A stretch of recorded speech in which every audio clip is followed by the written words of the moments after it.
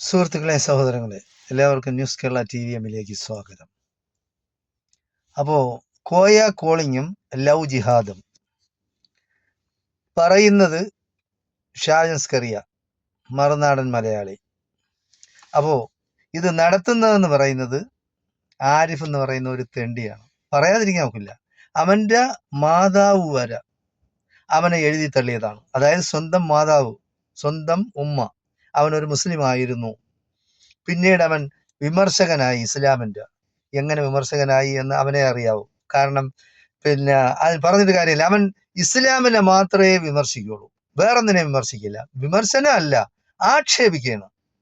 ഒരു സമുദായത്തെ, ആ സമുദായം ആരാധിക്കുന്ന അള്ളാഹുവിനെ, ആ സമുദായം പ്രവാചകൻ, ആ സമുദായത്തിന്റെ പ്രവാചകന് മുഹമ്മദ് നബിയെ ആക്ഷേപിക്കുകയാണ് അവൻ. അല്ലാതെ അവൻ വിമർശിക്കുകയല്ല. അവൻ അത് മാത്രമല്ല, അതിനെ മാത്രമേ വിമർശിക്കുകയുള്ളൂ, ഇസ്ലാമിനെ മാത്രമേ ആക്ഷേപിക്കുകയുള്ളൂ, വേറെ ഒരു സമുദായത്തെ ആക്ഷേപിക്കില്ല. അപ്പോ ഷായൻസ്കറിയ തുള്ളുന്നത് വേറൊന്നുമല്ല. ഷായൻസ്കറിയയുടെ മതം എന്ന് പറയുന്നത് ക്രിസ്ത്യൻ മതമാണ്.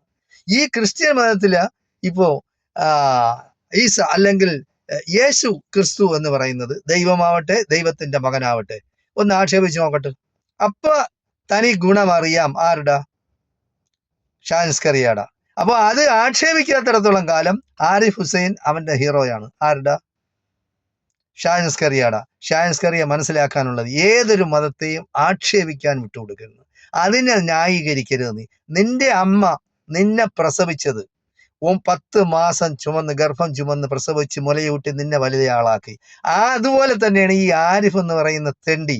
അവൻ പരമ ചെറ്റയാണ്. കാര്യം അവന്റെ അമ്മ അല്ലെങ്കിൽ അവന്റെ ഉമ്മ അവനെ പ്രസവിച്ച്, അവന്റെ ഗർഭം ചുമന്ന് പ്രസവിച്ച് പാലൂട്ടി വളർത്തി അവനെ ഇത്രയും വലിയതായി. ആ മാതാവ്, അവന്റെ ഉമ്മ മരിച്ചപ്പോ അവൻ എന്താണ് പറഞ്ഞതെന്ന് ഷായൻസ്കറിയാക്ക് അറിയാമോ? അപ്പൊ നീയും ഇതുപോലെ തന്നെ നിന്റെ അമ്മയെ പറ്റി പറയൂ.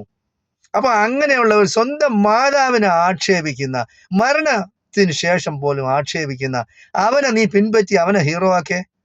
അവനെന്ന് പറയുന്ന തന്തയില്ലാത്തവനാണ്. അവൻ തന്തയെന്ന് പറയുന്ന അവനില്ല. അവൻ ഒരു തന്തയ്ക്ക് പിറന്നവനാണെങ്കിൽ അവൻ നിരീശ്വരവാദിയാണ്. നിരീശ്വരത്തിൽ വിശ്വസിക്കാം, അവൻ ഇഷ്ടപ്പെടുന്ന മതത്തിൽ വിശ്വസിക്കാം. അതൊന്നും അവനെന്നുള്ളതല്ല, ആർക്കും വിശ്വസിക്കാം, അതനുസരിച്ച് പ്രചാരണം. പക്ഷേ മതങ്ങളെ ആക്ഷേപിക്കരുത്. മതങ്ങളെ ആക്ഷേപിക്കുമ്പോഴാണ് സംഘർഷം ഉണ്ടാവുന്നത്, കലാപം ഉണ്ടാവുന്നത്, വിദ്വേഷം ഉണ്ടാവുന്നത്, വെറുപ്പുണ്ടാവുന്നത്. അങ്ങനെ പാടില്ല. വിമർശിക്കുമ്പോൾ എല്ലാ മതങ്ങളെയും വിമർശിക്കും, എല്ലാ മതങ്ങളെയും വിമർശിക്കണം. അങ്ങനെ തന്നെയായിരുന്നു EV കോവൂരും ബാക്കിയുള്ളവരും ഒക്കെ ഇടമറങ്ങുമൊക്കെ ചെയ്തത്. അല്ലാതെ യവനെന്ന് പറയുന്നത് യവൻ വിമർശകനല്ല, യവൻ നിരീശ്വരവാദിയല്ല. അതായത് ഇസ്ലാമിനെ ആക്ഷേപിക്കാൻ അവൻ കരാറെടുത്തിരിക്കുകയാണ്. അതായത് സംഘപരിവാർ ശക്തികൾ എന്ന് പറയുന്ന അവന്റെ ഫോളോവേഴ്സും അവന്റെ വ്യൂവേഴ്സും ഒക്കെ ആരാണ്? ഈ സംഘപരിവാറുകാരാണ്. പക്ഷെ ഞങ്ങളെ സംബന്ധിച്ചാണ്, ഞാൻ ഒരു മുസ്ലിമാണ്, പക്ഷേ മുസ്ലിമിനെ സംബന്ധിച്ചിടത്തോളം മറ്റുള്ള സമുദായങ്ങൾ ആക്ഷേപിക്കുന്നത് നീ കാട്ടിട്ടുണ്ട്? ഏതെങ്കിലും ഒരു വിവരമുള്ള ശരിയായ ഒരു മുസ്ലിം ഏതെങ്കിലും ഒരു മതത്തെ ആക്ഷേപിക്കുന്ന കണ്ടിട്ടുണ്ടോ? ആക്ഷേപിക്കില്ല. കാരണം ഞങ്ങൾ വിശ്വസിക്കുന്നത് അതാണ്.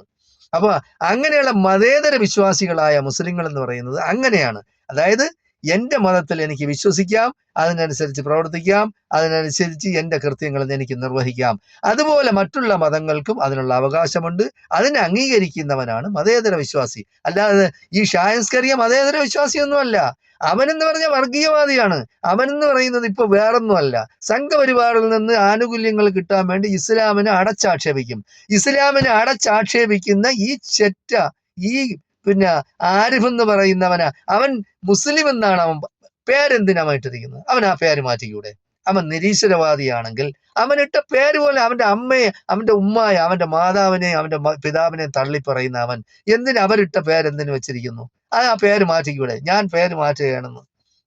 പക്ഷെ യമനെ പോലുള്ള ചെറ്റകളാ, സമൂഹത്തിൽ വിദ്വേഷവും വെറുപ്പും വളർത്തുന്ന, കലാപം ഉണ്ടാക്കാൻ ശ്രമിക്കുന്ന യമനെ പോലുള്ളവരാ ഒരു മതത്തെ മാത്രം ഇങ്ങനെ പരിഹസിക്കുന്ന, ആക്ഷേപിക്കുന്ന. യമന്റെ പേരിൽ കേസെടുക്കണം നിർബന്ധമായിട്ട്. അതിന് വകുപ്പുണ്ടല്ലോ. അതായത് ഒരു മതത്തെ മാത്രം നിരന്തരമായി ആക്ഷേപിക്കുന്നവരാ കേസെടുക്കാം.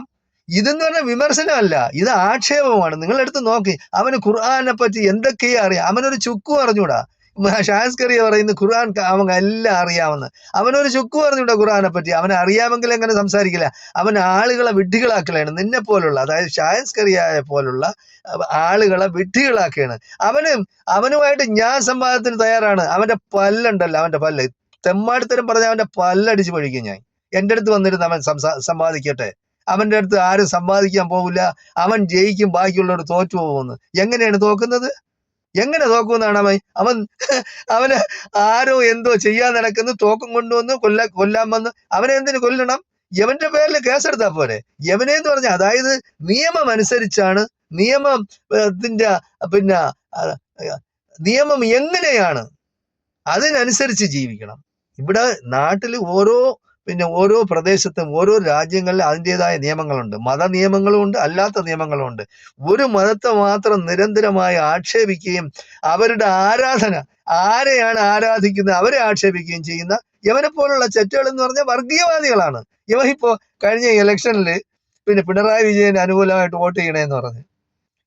എന്ത് കാര്യത്തിന്? അപ്പൊ നിരീശ്വരവാദിക്ക് അത് പാടണ്ട. അപ്പൊ അവൻ നിലപാടുകൾ എന്ന് പറയുന്നത് അത് മാത്രമൊന്നുമല്ല. അവൻ്റെതായ ചില ലക്ഷ്യങ്ങളുണ്ട്. അവന് പണം കിട്ടുന്നുണ്ട്, അതിനനുസരിച്ച് അവൻ 3-4 പെണ്ണ് കെട്ടിയിട്ടുണ്ട്. അവൻ നിരീശ്വരവാദിയാണെങ്കിൽ അങ്ങനെ കെട്ടും. അവൻ അതിൽ ഇസ്ലാമിന്റെ ഈ നിയമം പിടിക്കും. കാര്യം മുസ്ലിങ്ങൾക്ക് 2-3 വിവാഹം കഴിക്കാം, കുഴപ്പമില്ല, ഒരു പ്രശ്നമില്ല. അവന് വിവാഹം കഴിക്കാം. പിന്നെ അവനെന്ന് പറയുന്ന ഒരു ഷണ്ണനാണ്. അവനെന്ന് പറഞ്ഞാൽ ആണും പെണ്ണും കെട്ടവനാണ്. അതുകൊണ്ടാണ് പെണ്ണുങ്ങളാണ് അവനെ ഉപേക്ഷിച്ചു പോയത്, ഭാര്യമാരാണ് അവനെ ഉപേക്ഷിച്ചത്. അവൻ ഉപേക്ഷിച്ചതല്ല. അപ്പൊ അത് മനസ്സിലാക്കണം. അപ്പൊ അവന് എന്തോ ഇൻഫീരിയോറിറ്റി കോംപ്ലക്സ് ഉണ്ട്. ആ കോംപ്ലക്സ് ഉള്ളത് കൊണ്ടാണ് അവൻ ഇസ്ലാമിനെ ആക്ഷേപിച്ചുകൊണ്ട് നടക്കുന്നത്. അപ്പൊ യവന്റെ അടുത്ത് പിന്നെ സംസാരിച്ചു കഴിഞ്ഞാൽ, അല്ലെങ്കിൽ യവന്റെ അടുത്ത് സംവാദത്തിന് പോയാൽ ബാക്കിയുള്ളവർ തോറ്റു പോകുന്നതാണ്. ആര് തോറ്റുപോകും? അവനെ ഞാൻ വെല്ലുവിളിക്കുകയാണ്. ഷായസ്കറിയാക്ക് തയ്യാറുണ്ടോ? അവനെ വിളിച്ചോണ്ട് വാ, ഞാൻ അവനുമായിട്ട് സംവാദം നടത്താം. എനിക്ക് ഭയമൊന്നുമില്ല. അവനെ ഞാൻ തോപ്പിച്ച് കാണിച്ചു തരാം. അവൻ എന്തറിയാം ഇസ്ലാമിനെ പറ്റി? ഇസ്ലാം എന്താണെന്ന് ഞാൻ അവനെ പഠിപ്പിച്ചു കൊടുക്കാം. അപ്പൊ അതുകൊണ്ട് കൂടുതൽ ഒരു സമുദായത്തെ, ഒരു മതത്തെ ആക്ഷേപിക്കുന്നവന്, അവൻ മാതാവിനെ തള്ളിപ്പറയുന്നവനെ നീ വലിയ ഹീറോയാക്കി കൊണ്ടു നടന്ന് ഈ സമൂഹ മാധ്യമങ്ങളിലൂടെ നീ അവന് ഉയർച്ചയും അവന് പ്രശസ്തിയും നീ ഉണ്ടാക്കി കൊടുക്കരുത് എന്നാണ് എനിക്ക് ഷായസ്കറിയോട് പറയാനുള്ളത്. തൽക്കാലം നിർത്തുകയാണ്. ജയ് ഹിന്ദ്, ജയ് ഭാരത്.